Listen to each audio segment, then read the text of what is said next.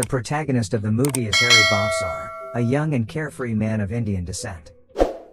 He appears to be very active on social media, as he regularly tweets and uploads photos on Instagram. Currently, he is living with his girlfriend, Chloe, in a small apartment in London. Although he loves her a lot, he hasn't talked about her with his parents yet. However, he promises her that he will do it soon. Right now, he is packing his belongings to visit his parents' home in the countryside. Harri seems to be very excited to meet them after a long time, and then bids goodbye to his girlfriend Chloe and leaves. In the next scene, he arrives at the local metro station, which is bustling with people. Some girls are making a TikTok video, and Harri accidentally comes into the frame, but he doesn't react and simply proceeds on his way. As he gets on the escalator, he notices a man who looks eerily similar to him, but he quickly snaps out of it and heads to the tunnel. After a while, he gets seated on a bench, next to a racist middle-aged woman. She immediately gets up and leaves, complaining about the state of the country. Harri seems to be used to all this, so he doesn't pay much attention, and when the metro arrives, he gets in. The scene then cuts to 30 minutes later, and Harri is about to reach his destination, and there are a few passengers in the compartment. But out of the blue, all of them receive notifications on their phones, which makes them worried. When Harri checks his phone, he is shocked to the core. Turns out there was a bomb explosion at the Central Junction, the exact station from where he boarded.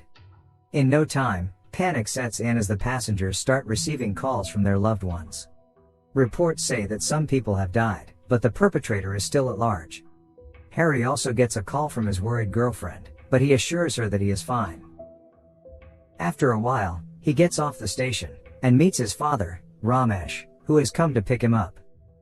Along the way, the news report states that 7 people have died, while over 50 are injured. Ramesh, who appears to be a funny guy, jokes about how his son could have been number 8 if he had stopped for a coffee. As they are about to reach home, an old and cranky neighbor named Mrs. Daly waves at them. Following this, they arrive home, and Harri embraces his mom, Aisha, tightly, and just like any other mother, she was very worried about him. Ramesh then shows his son a new security system that he has installed. Apparently, it can be used from a mobile phone, but he hasn't connected it yet. It turns out the parents are going out on a holiday trip, so Harri will have to look after their beloved dog, Flynn. Since Harri is going to stay alone for the next few days, he decides to look into the new security system later. He goes outside to play with their lovely dog Flynn, and the two appear to be very close to each other. Harri also climbs up their old treehouse, a place which is very dear to him. From there, he sees his parents hugging each other, which brings a smile on his face. But as Harri prepares to get down, he gets a splinter on his thumb. During dinner, Aisha requests her husband to bring that old treehouse down, saying it is dangerous, but he assures her that it is safe. While watching the London bombing news, Ramesh claims that the airport security will check him thoroughly, because he matches the description of a terrorist. The family is laughing and having a good time when Harri gets a text from his girlfriend. When the parents ask who he's talking to, he says it's Chloe, without specifying their relationship. Mom curiously asks if she is his girlfriend or just friends with benefits, and Dad begins laughing, while Harri is left in an awkward situation. Early the next morning, the parents get into a taxi, and leave for the airport. Now, Harri is left alone, with only Flynn as his companion. That night, after feeding the pup, he connects his phone to the security device. This allows him access to all the cameras in and around the house. Following this, he calls his girlfriend, and tells her that he will be alone for a week. He wants her to come over tomorrow, and she excitedly agrees. As the two continue talking, Chloe suddenly urges Harri to turn on the television.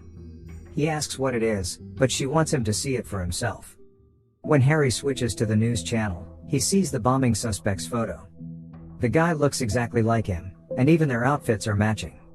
This unsettles Harri, and he anxiously claims that's not him, asking Chloe to stop comparing him to the suspect. After this, they end their conversation, and decide to meet tomorrow. Harri then logs onto his Twitter account, and enters the keywords London bombings for updates. Hundreds of tweets are flooding, most of which are blaming the immigrants. We can see people all over the city expressing what they feel after the bombing tragedy on social media. Then, something very shocking and unfortunate happens. When a woman named Alexandra comes across the suspect's picture, she mistakes him for her school friend, Harri. Although she isn't totally sure about it, she decides to post about Harri online, without even trying to find out the truth.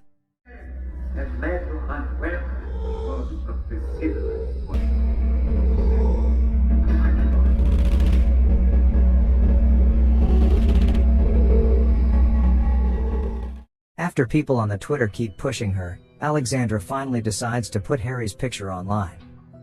Lo and behold, the picture blows up the internet, and thousands of people become certain that he is the terrorist. They dig up Harri's pictures from his social media profiles, and start posting it on Twitter. As all of this is unfolding, Harri is busy watching a horror movie on television, and the laptop is right next to him. When our guy finally realizes what's going on, he goes into a state of panic. He witnesses everyone on Twitter attacking him. Meanwhile, some netizens tweet that they shouldn't be accusing a random guy without proper evidence. But their opinions are like a drop in the ocean of angry tweets from people who want to execute Harri by themselves. To make matters worse, Harri notices that the number of notifications and friend requests has gone up quickly. He quickly locks his social media accounts, which have started getting a lot of hate messages. As he scrolls through the tweets, he spots something disheartening.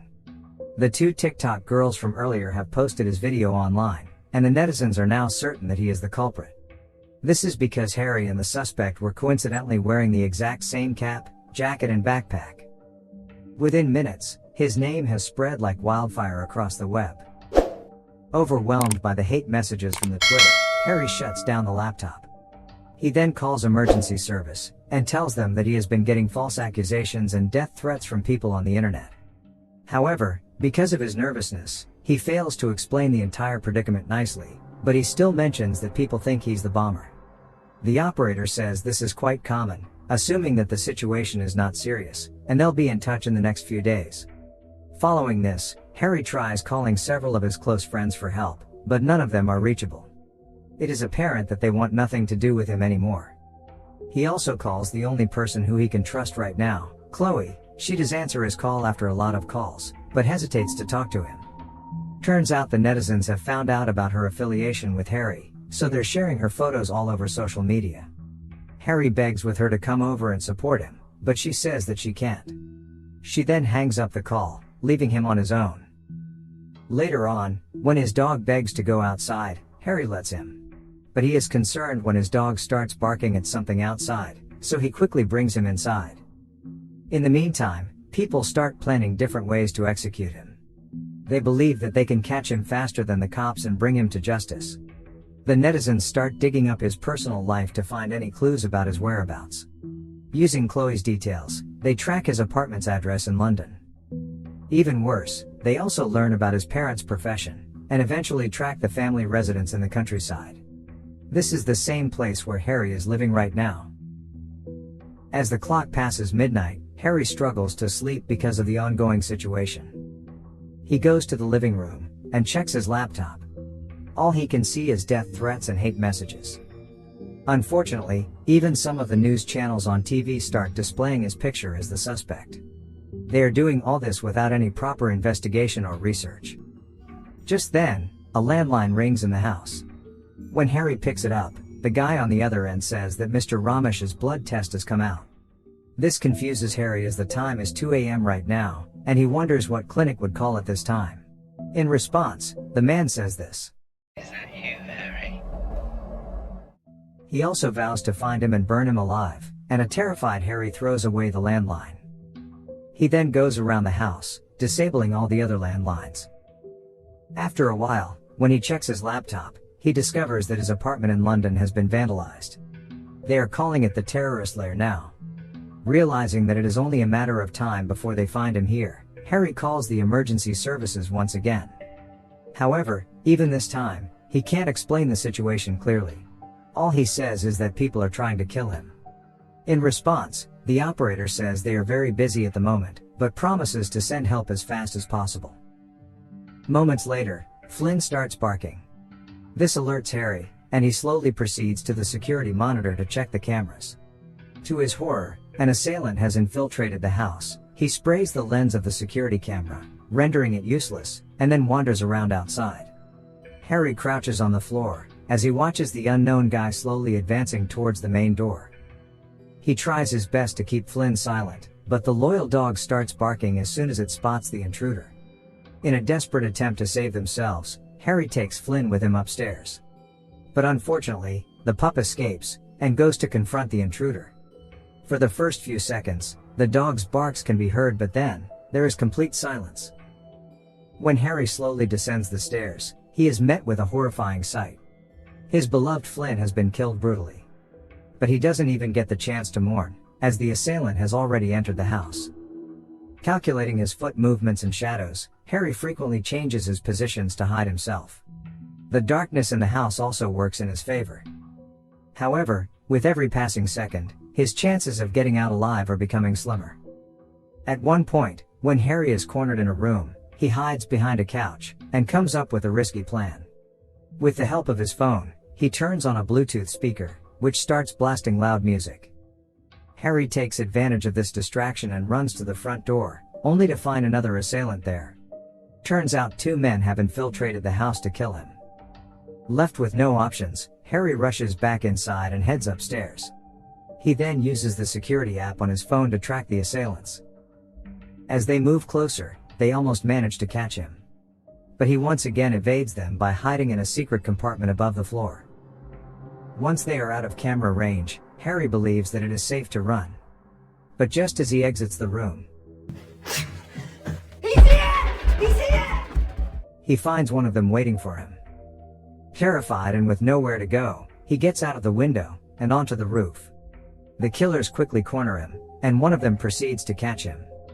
But right then, Harri slips and falls from the roof. He fortunately lands in the swimming pool, which cushions the impact. Without wasting any time, he makes a run for it through the isolated forest.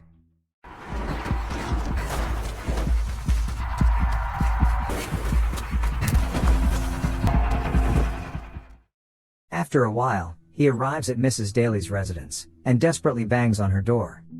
The old lady is expectedly confused by his sudden arrival, but she lets him in anyway. She then gives him a towel to dry up and asks what's the matter. Harri fails to explain the entire situation. They are accusing him of something he didn't do. He mentions that some men are after him, and they have already killed his dog. In response, Mrs. Daly promises to help him, but at first, she wants to prepare tea for him to raise his body temperature. In the next scene, as she is preparing tea in the kitchen, she hears on the news that Harri Bofsar is the main suspect behind the metro bombings. This shocks her, and she finally understands why the people are trying to kill him. But instead of trying to understand the entire situation, she too decides to be a vigilante.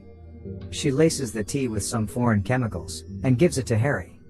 She then tries to distract him by asking him random questions, but in the nick of time, he puts the tea down and asks to be taken to the police station. Mrs. Daly promises to drive him there herself, but only after he eats some biscuits. Following this, she goes to the kitchen, and begins flashing the lights to make it look like she's having an emergency. Unfortunately, the 2 assailants notice this from a distance and make their way towards her house. Mrs. Daly once again confronts Harri, but this time, she starts asking him some hard-hitting questions. When he hesitates to answer, she abruptly reveals that she heard his name on the radio.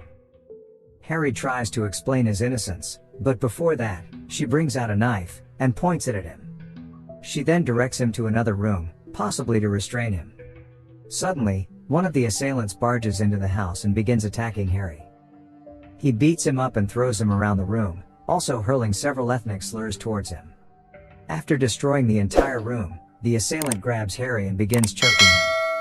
But before he can finish him off, our hero grabs a shard of broken glass and stabs his neck. He then picks up a hammer and beats the assailant until he passes away. After Harri runs away, the second assailant arrives and notices his friend's corpse on the ground. This shatters him, and his hate for the alleged terrorist grows even more.